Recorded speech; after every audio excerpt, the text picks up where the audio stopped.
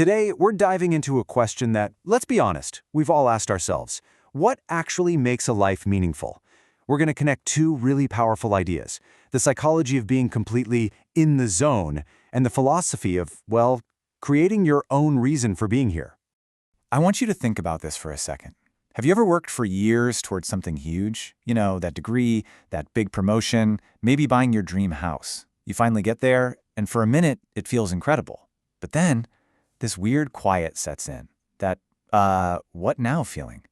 It's this strange, super common paradox. The one thing you were sure would bring you lasting happiness just leaves you feeling a little lost. So here's how we're going to break this down. First, we'll look at the problem, what I like to call the goal-chasing treadmill. Then we'll explore this amazing psychological escape hatch called flow.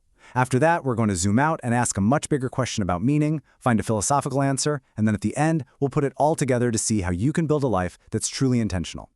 All right, let's start with that problem. So many of us live our lives like a series of sprints, just constantly chasing that next finish line.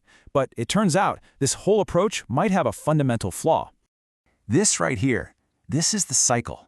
You know, the philosopher Julian Baggini points out that when we finally reach our big destination, we can feel this sudden, jarring aimlessness. And that void, it's uncomfortable. So what do?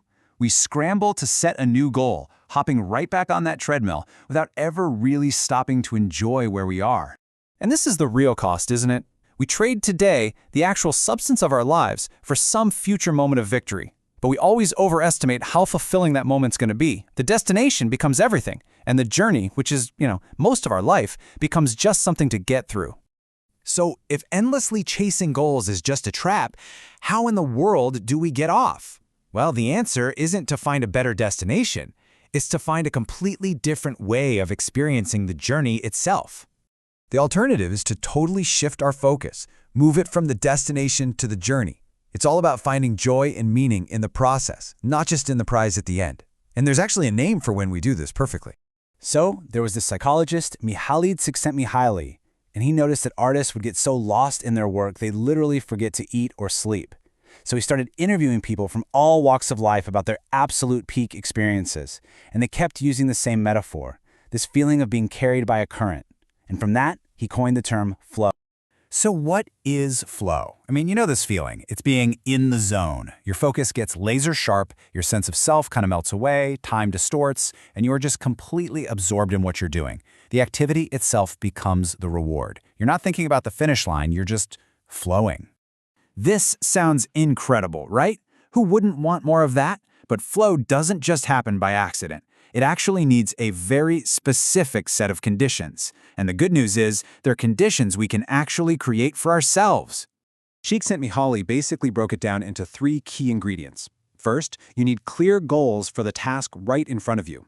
Second, you need immediate feedback so you know how you're doing moment to moment. And third, and this is the big one, you need a perfect balance between how challenging the task is and how skilled you feel. This chart lays it out perfectly. Look, if a challenge is way too high for your current skill level, you just feel anxiety. If it's way too low, you're bored or apathetic. But that sweet spot right there in the top right corner, where a high challenge meets your high skill level, that's the channel. That's where flow lives. Okay, so we know how to get into flow, but this brings up a much deeper question. I mean, you can achieve flow playing a video game, you can achieve it writing code, or climbing a mountain. So, how do we choose which challenges are actually worth our time? What's the why behind it all? And this is where psychology has to shake hands with philosophy. The state of flow is this amazing tool for engagement, but it doesn't give us a map. Without some kind of bigger purpose, we're really just finding very sophisticated ways to pass the time. Is there some grand plan out there for us to find? The philosopher Julian Baggini uses this brilliant analogy here. Think about Frankenstein's monster. He knew exactly why he was created, but he wasn't happy about it. In fact, he hated his purpose. And this just shows that even if some higher power handed us a purpose on a silver platter, it wouldn't automatically be one we'd find satisfying. We wouldn't want to just be a pawn in someone else's cosmic game. So if meaning isn't just handed to us, not from our origins, not from some divine plan, then what's the alternative? Well, the alternative is that we have to build it ourselves. Now, this brings us to a concept with a pretty scary name, but a seriously empowering idea: active nihilism. Now hold on, this is not the kind of nihilism that leads to despair, that passive belief that nothing matters, so why even bother? Active nihilism starts from the same place, the idea that life has no inherent built-in meaning, but it comes to the exact opposite conclusion. It sees that realization not as a curse, but as the ultimate freedom. So, an active nihilist is someone who looks at the blank canvas of a universe without inherent meaning and says, awesome, now I get to paint my own masterpiece. You get to decide what matters. You get to define what a good life looks like for you. It's this incredibly powerful, creative, and deeply personal act. And this, right here, is where our two big ideas finally click together. We have a philosophical framework for the why, and we have a psychological framework for the how. So here's the big takeaway. We don't find the meaning of life, we build it. The answer to that huge existential question isn't some secret we have to discover, it's a project we have to undertake. It's a life built around the values that you choose. This gives us a really clear path forward. Step 1, acknowledge the void. There's no pre-written script. Step 2, create your own purpose. Use that absolute freedom to define what matters to you. And step 3, live and flow.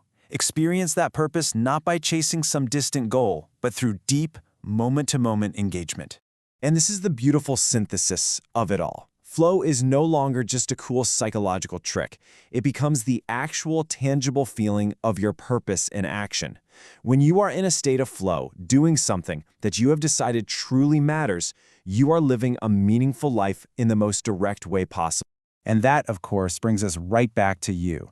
The universe hasn't written you a script. The canvas is blank, and the paintbrushes are in your hands. So the real question isn't what you're supposed to do, it's what purpose you will choose to create.